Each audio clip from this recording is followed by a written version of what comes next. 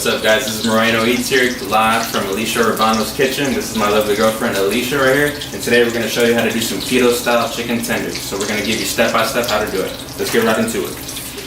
Alright, what's this? First you have your egg and heavy whipping cream soaking the chicken tenders in there. Now next step is we're going to dip it in the almond flour. Nice. And what else is the almond flour mixed with? Some cayenne pepper and black pepper and some salt. Awesome. So coat it real nice.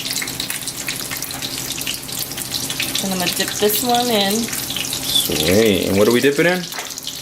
Olive oil. Olive oil. Here we go. Ready? Yep.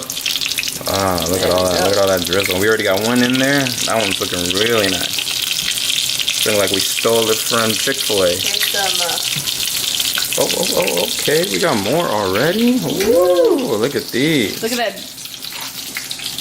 Nice. nice color. Golden brown.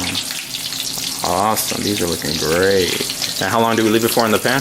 About 2 to 4 minutes. 2 to 4 minutes. Nice. So a nice golden brown color. Awesome. Alright, once we get it out of the pan, we then put it in the oven. So just let it sit there. How long do we let it sit there for? Just till you're done cooking at 295 degrees or 300. Nice. Not too high. Yeah, not too high. Yeah. Alright guys, this is our finished product right here. The chicken tenders.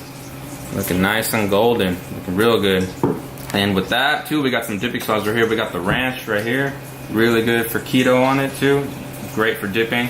Also too, if you want a little spicier side to it, we got some Frank's Red hot sauce.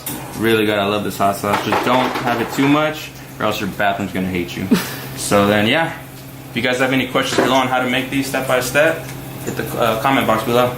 Later.